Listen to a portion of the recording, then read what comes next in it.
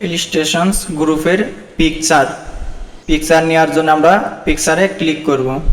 তারপরে আমরা কোন পিকচারটা নিতে চাচ্ছি সেই পিকচারে সিলেক্ট করব। সিলেক্ট করার জন্য পিকচারে মাউসে লেফট ক্লিক করব, তারপর ইনসার্টে ক্লিক করব। দেখতে পাচ্ছেন আমাদের পিকচারটি চলে আসছে। আমরা পিকচারটি ছোটো করব ড্র্যাগ করে, আমার পিকচারটি ছোটো হচ্ছে। তারপরে আমি আবারও লেআউট অপশনে ক্লিক করব। এই জায়গায় অনেকগুলো ইমেজ দেখতে পাচ্ছেন। আমি আরও ছোটো করতে চাচ্ছি, তার জন্য দেখতে পাচ্ছেন কর্নারে কার্সার নেওয়ার সাথে সাথে আমার কার্সারটি চেঞ্জ হচ্ছে। আমরা ড্র্যাগ করে ছোটো করব পিকচারটি, আমার যতটুকু ইচ্ছা ছোটো করব। তারপর আমি পিকচারটি এদিক সেদিক নিতে চাচ্ছি, কিন্তু পিকচারটি নড়াচড়া করছে না। তার জন্য আমরা আমার পাশে যে আইকনটি দেখতে পাচ্ছেন লেআউট অপশন, এই লেআউট অপশনে ক্লিক করব। করার পরে আমরা যে কোনো এই জায়গায় একটি অপশনে ক্লিক করব। ক্লিক করার সাথে সাথে এখন আমরা এই পিকচারটি আমার প্রয়োজন অনুযায়ী নিতে পারবো। এটি আমি চাচ্ছি মাঝখানে, লেখার মাঝখানে সেট আপ করবো। এই দেখতে পাচ্ছেন অনেকগুলো ইমেজ আছে। এই ইমেজের এক এক স্টাইল আছে। যেমন 1 নম্বরে আছে আমার পিকচারটি, পিকচারের চতুর্দিক লেখা থাকবে। সেম আমার ডান পাশে যেটা দেখতে পাচ্ছি চতুর্দিক চারপাশে লেখা থাকবে। এগুলো আপনারা প্র্যাকটিস করবেন, প্র্যাকটিস করলে বুঝতে পারবেন। আচ্ছা, এই লেখাটি আমি চাচ্ছি আর একটু স্টাইল করতে। তার জন্য আমরা চলে যাব ফরম্যাটে। ফরম্যাট থেকে এই যে মোর অপশনে ক্লিক করবেন। মোর অপশনে ক্লিক করলে আমি আমার পিকচারটি কী আকারে চাচ্ছি তা এই জায়গায় শো করতেছে। আমি চাচ্ছি এই ফরম্যাটটি রাখতে। আমি ফরম্যাটের চারপাশে কালার দিতে চাচ্ছি, তার জন্য পিকচার বর্ডারে ক্লিক করে আমি যে কোনো একটি কালার দিতে পারি। এই যেমন আমি লাল কালারটি দিয়েছি। আচ্ছা, এখন এই পিকচারটি আমি চাচ্ছি লেখাটি আমার আঁকাবাঁকা হয়েছে, আমি চাচ্ছি লেখাটি আরও সোজা করতে। তার জন্য আমি লেখাগুলোকে সিলেক্ট করব। সিলেক্ট করার পরে এই যে প্যারাগ্রাফ গ্রুপের,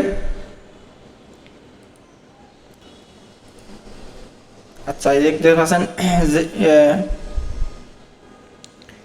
আমি ডান পাশে প্যারাগ্রাফ গ্রুপের এই ফন্টগুলা যে আছে সেই ফন্ট অনুযায়ী আপনি জাস্টিফাই ক্লিক করলে দেখতে পাচ্ছেন আমার পিকচারের চারপাশে লেখা সমানভাবে রয়েছে।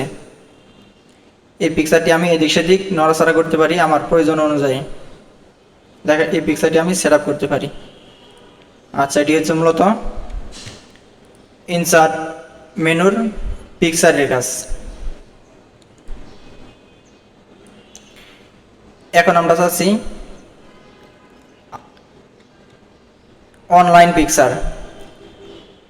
পিকচার থেকেও আমরা ব্রাউজ করে যে কোনো একটি পিকচার নিয়ে আসতে পারি। তার জন্য চলে যাব অনলাইন পিকচার আমরা ছবিটি দুইভাবে নিয়ে আসতে পারি। একটি হচ্ছে আমার পার্সোনাল OneDrive থেকে নিতে পারি, আরেকটি আমি গুগলে ব্রাউজ করে নিতে পারি। আমি গুগলে ব্রাউজ করার জন্য আমার ল্যাপটপটি নেট কানেকশন করব। তারপরে সার্চ অপশনে ক্লিক করব।